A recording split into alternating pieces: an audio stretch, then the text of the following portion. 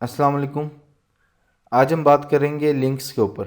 तो सबसे पहले तो ये लिंक्स यूज़ होते हैं कि मुख्तलिफ पेजेस को हम कनेक्ट करते हैं अपनी ही वेबसाइट में या फिर हम यूआरएल यूज़ करते हैं। हम दोनों तरीके से इसमें देखेंगे। सबसे पहले तो हम ए लिखते हैं, लिंक के लिए हम ए लिखते हैं और उसके बाद हाइपर रेफरेंस। अब यहाँ पर हम अपना सबसे पहले तो यूआरएल देख लेते हैं कि किस तरह से काम करता है। मैं गूगल पर गया हूँ और यहाँ पर जाकर मैंने गूगल का यूआरएल जो है उसको कॉपी कर लिया है। ठीक है। और जब मैं अपने एडिटर पर आऊँगा तो यहाँ पे पेस्ट कर दें। उसके बाद इसको यहाँ से क्लोज़ कर दें और इसमें आप जो भी लिखें जैसे गो टू गूगल। ठीक है, आपने लिख दिया गो टू गूगल। जैसे ही आप अपने ब्राउज़र पर जाएंगे, मैं जूम कर लेता हूँ, तो ये आपके पास आ गया गो टू गूगल। जैसे ही आप इस पर क्लिक करेंगे ये आपको गूगल की जो है वेबसाइट पे ले जाएगा। गूगल की वेबसाइट पे आपको ले गया।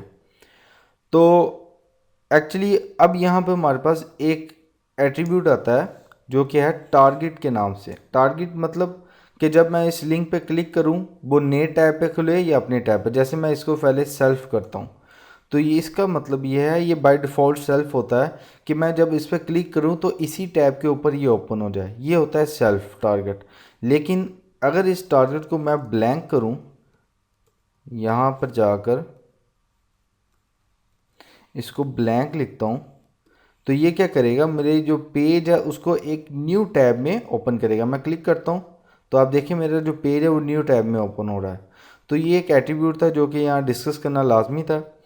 अब उसके बाद ये तो बात हो गई हमारे यूआरएल के साथ। अब हम बात करते हैं कि जब हमारे पास एक और वेब पेज हो तो उसको किस तरह से इसमें लिंक करना है। तो जस्ट सिंपल, जैसा कि मैं अपने इधर उधर आता हूँ उसी फोल्डर में जहाँ पर हम काम कर रहे हैं, तो यहाँ पर मेरे पास एक प्रैक्टिस के नाम से एक और मेरे पास वेब पेज है। तो मैं इसको ओपन कर लेता हूँ अपने एडिटर पर। जैसे हम ब्रैकेट्स यूज़ कर रहे हैं तो इसको यहाँ से रिमूव कर देता हूँ। यहाँ पर जस्ट मैं लिख देता हूँ hello welcome to second page, और इसको मैं H1 में ले लेता हूँ। H1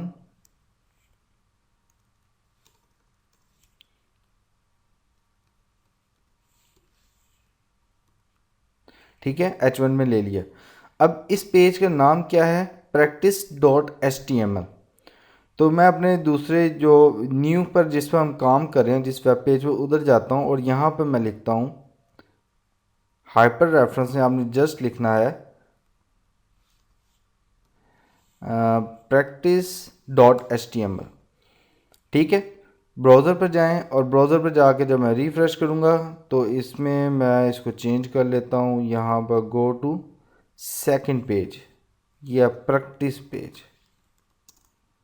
ठीक है, ब्राउज़र पर आएँ और ब्राउज़र पर आके जब मैं इस पर क्लिक करूँगा तो ये मुझे मेरे दूसरे पेज पर ले जाएगा जो कि है practice welcome to the second page. तो ये हमारे पास मेथड होता है पेजेस को कनेक्ट करने के लिए अपने वेबसाइट में। अब ये तो हमने देख लिया पेजेस को कनेक्ट करने के लिए। अब होता है कि आपकी नेविगेट बनी होती है, नेविगेशन बार होती है ऊपर, तो उसको भी क्रिएट करना हमारे पास लिंक्स के ज़रिए भी उसको क्रिएट करते हैं। सबसे पहले हम नेव का एक एलिमेंट है हमारे पास और इसमें आपने ए हाइपर रेफरेंस, और यहाँ पर आप, मैं कोई लिंक नहीं दे रहा, मैं कुछ भी लिख देता हूँ।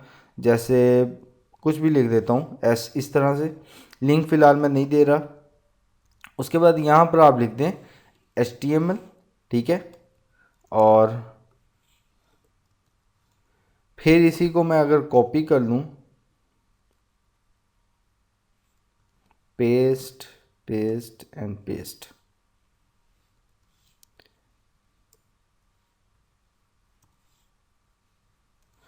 और यहाँ पर HTML CSS कर देता हूँ, CSS, और यहाँ पर PHP, और यहाँ पर डेटाबेस आप कर लें डेटाबेस।